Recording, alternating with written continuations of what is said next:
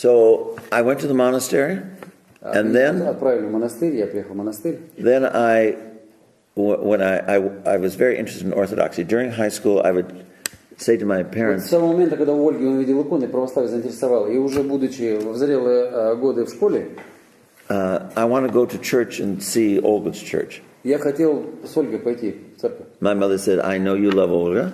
Моя мама сказала, я знаю, ты любишь нашу Ольгу. I know you respect what she does. Я знаю, ты очень уважаешь, так как она исповедует веру в Бога. But we are Roman Catholic, Но мы and she is Orthodox. Она православная. And you have your church, У тебя своя and церковь, she has her у church, нее своя церковь. and you stay where you belong. Ты должен остаться там, где ты принадлежишь. And so that was that. Вот все мои поиски православной церкви вот в возрасте подростковом закончились на этом. I grew up in an era when your parents said something, you did it. Получается, я еще, к счастью, застал ту эру, когда дети слушали своих родителей и говорили то, что и выполняли то, что говорят им родители. When I studied in seminary and I studied in Rome, Когда я учился в семинарии в Риме, хорошей семинарии, I used to read the fathers, получилось так, что начал читать отцов церкви, both East and West. как с востока, так и с And запада. I was always fascinated by the ascetical life of И я the East. настолько был поражен аскезой и жизнью отцов And so I Востока. asked the abbot of the monastery in Rome, Я спросил игумена нашего монастыря в Риме, could I go to there was a seminary in Rome that was for the Unia.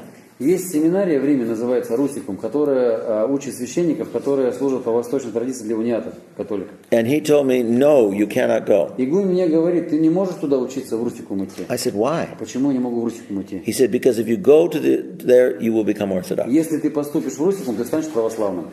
So I began to think, well, that's Я начал думать, если игумен боится... pretty threatening. If I just go listen, I'm going to become Orthodox. Получается, What do they have that we don't have? Получается, если даже от того, что я слышал от профессоров, я могу стать православным, что-то они такое имеют, чего мы не имеем. So that began my quest for orthodoxy. Вот как раз это стало отправным путем моим в церкви православной.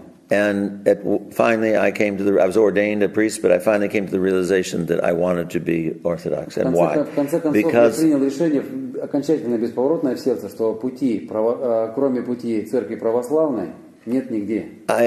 it wasn't about doctrine and dogma. На самом деле это не стоял вопрос доктрины или догматики.